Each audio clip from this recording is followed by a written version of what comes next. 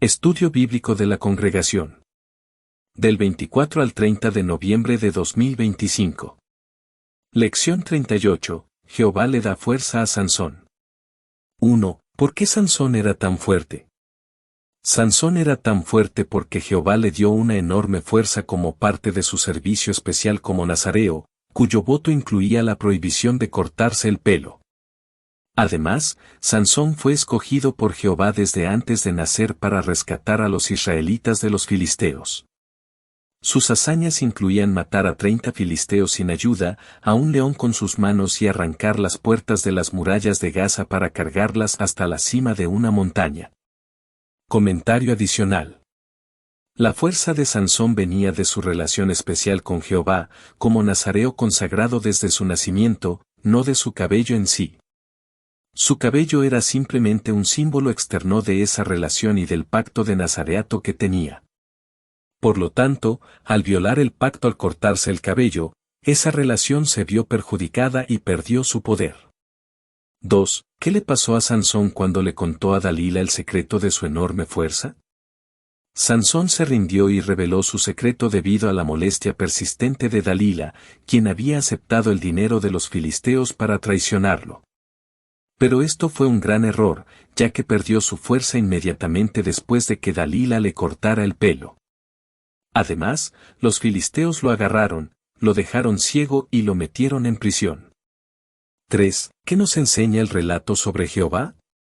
El relato nos enseña que Jehová es un Dios que interviene para liberar a su pueblo cuando hay siervos fieles que lo aman, como era el caso de Manoa y su esposa, a pesar que la mayoría de la nación ha caído en la idolatría. Comentario adicional. También aprendemos que Jehová cumple sus promesas y propósitos usando a sus siervos, sin importar los obstáculos, ya que Él puede otorgar poder más allá de lo normal a aquellos que son fieles a sus mandatos, como dice Filipenses 4 versículo 13. Comentario adicional. Aprendemos que Jehová es el único Dios verdadero, pues el final del relato muestra su supremacía al permitir que Sansón destruyera el templo del dios falso Dagón, humillando a los filisteos y demostrando que su Dios no era nada. Comentario adicional. El hecho de que Jehová le diera fuerza a Sansón una vez más, justo antes de morir, demuestra su misericordia y su disposición a escuchar la oración de arrepentimiento de un siervo que había cometido un grave error, permitiéndole cumplir su propósito final. Comentario adicional.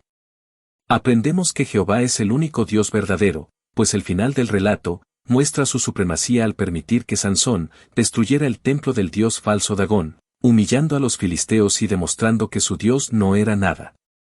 Comentario adicional. El hecho de que Jehová le diera fuerza a Sansón una vez más, justo antes de morir, demuestra su misericordia y su disposición a escuchar la oración de arrepentimiento de un siervo que había cometido un grave error, permitiéndole cumplir su propósito final. 4. ¿Qué lecciones prácticas podemos extraer de este relato? Para el ministerio. El relato ilustra que la verdadera fuerza de nuestro ministerio se basa en la obediencia a Jehová y no en nuestras habilidades físicas o talentosas. De igual manera, nuestra fortaleza espiritual está estrictamente relacionada con la fidelidad a los mandatos de Jehová, tal como la fuerza de Sansón dependía de su voto de nazareo.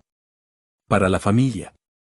Esta historia nos advierte sobre el peligro de las malas compañías y de la amistad con el mundo. El error de Sansón fue involucrarse con Dalila, una mujer guiada por la codicia que no amaba a Jehová. Esto destaca cómo la mala influencia puede llevar a la pérdida de la espiritualidad y a graves consecuencias. Para la congregación. Este relato destaca la importancia de nunca revelar secretos o información sensible sobre nuestra vida espiritual o la de la congregación a personas que no son confiables o que podrían usar esa información para dañar el progreso de la obra del reino. Para la familia. La caída de Sansón nos enseña que no debemos ceder a la presión ni a las tentaciones. Sansón se rindió a los ruegos de Dalila por agotamiento, lo que nos recuerda que Satanás puede usar la insistencia de algunas personas para que abandonemos nuestros principios. Así que la enseñanza es resistir firmemente. Para la familia. El ejemplo de los padres de Sansón, Manoa y su esposa, nos enseña la importancia de la fidelidad y el servicio a Jehová en el hogar. Su ejemplo fue clave para que Sansón creciera bajo el voto de nazareo. Para el ministerio. La destrucción del templo de Dagón por Sansón en su último acto es un recordatorio en el ministerio de que nuestra fe y nuestra predicación sirven para exponer y humillar a los dioses falsos y las filosofías del mundo que se oponen a Jehová. Para la congregación. El hecho de que Sansón tuviera que orar antes de empujar las columnas nos enseña que, incluso después de un error grave, podemos recurrir a Jehová en oración sincera, pidiendo perdón y pidiendo la fuerza necesaria para hacer lo que sea necesario para arreglar nuestros asuntos y volver a Él y la congregación. Para la familia. La ceguera y la prisión de Sansón son un recordatorio de que la desobediencia, incluso por una debilidad personal, trae consecuencias amargas y dolorosas, porque nadie puede jugar con los mandatos de Jehová y salir ileso. Para la familia. La tragedia de Sansón es una advertencia de que la dedicación desde el nacimiento o nacer y crecer en la verdad no garantizan la fidelidad posterior. Aunque Sansón fue un nazareo desde el vientre, su fracaso subraya que los hijos deben desarrollar su propia fe personal y lealtad a Jehová.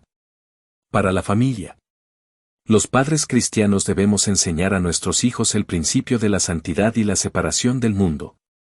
El voto de Nazareo era un signo de separación para Dios. Así que los padres debemos inculcar en nuestros hijos el valor de ser diferentes. Lección 39. El primer rey de Israel. 1. ¿Qué pidieron los israelitas? Los israelitas pidieron tener un rey, como las demás naciones que los rodeaban, para que los gobernara. El pueblo hizo esta petición a Samuel, quien era el juez en ese momento.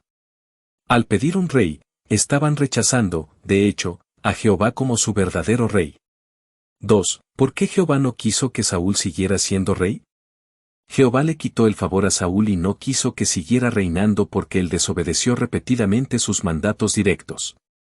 Desobedeció al ofrecer un sacrificio él solo en lugar de esperar a Samuel, y más tarde, al perdonar la vida del rey Agag y del mejor ganado de los amalequitas, a pesar de la instrucción explícita de destruirlo todo. Esta falta de obediencia completa fue la razón de su rechazo. 3. ¿Qué nos enseña este relato sobre Jehová? Este relato nos enseña que Jehová es paciente. Aunque le dolió que el pueblo de Israel lo rechazara como rey, les permitió tener un rey humano, mostrando paciencia ante su debilidad. Comentario adicional. De este relato aprendemos que para Jehová, la obediencia es más importante que cualquier sacrificio, como muestra 1 de Samuel 15 versículo 22. Y que una obediencia parcial puede ser considerada desobediencia, ya que Jehová exige adhesión a su voluntad. Comentario adicional.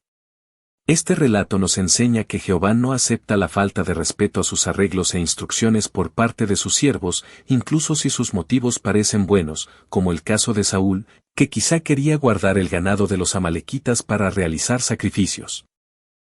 Comentario adicional.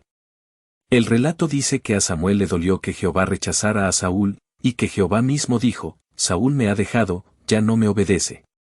Esto nos enseña que las acciones de desobediencia de sus siervos le causan dolor a Jehová.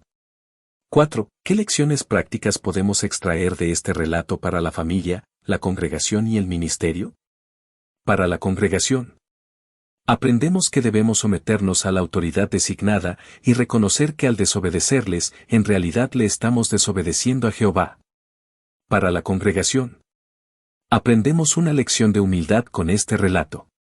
Al principio, Saúl se escondió cuando iba a ser presentado, pero más tarde se volvió orgulloso y actuó impulsivamente. Esto nos enseña que debemos mantener la humildad, especialmente cuando se nos da autoridad en la congregación. Para la congregación. De este relato aprendemos que la obediencia debe ser completa, no selectiva. Debemos obedecer todas las instrucciones teocráticas, no solo las que nos parecen fáciles o convenientes. Porque la desobediencia tiene consecuencias serias. Y el relato ilustra que el rechazo de Jehová es definitivo para quienes persisten en ella. Para el ministerio. De este relato aprendemos que no debemos imitar las costumbres del mundo, como hicieron los israelitas al querer un gobernante humano. Al contrario, debemos mantenernos centrados en el gobierno y guía de Jehová. Para la vida diaria. El relato destaca que la desobediencia de Saúl no fue un solo error, sino un patrón repetitivo, primero el sacrificio, luego Agag, el ganado y su arrebato contra Samuel. La lección es que debemos evitar que los errores de juicio se conviertan en un hábito de desobediencia persistente en nuestra vida. Para la vida diaria. La desobediencia de Saúl al no destruir a Agag y al guardar el ganado fue una rebeldía considerada tan grave como la adivinación, la magia y la idolatría. Eso nos enseña a ser obedientes a las instrucciones y arreglos de Jehová al pie de la letra. Para la congregación.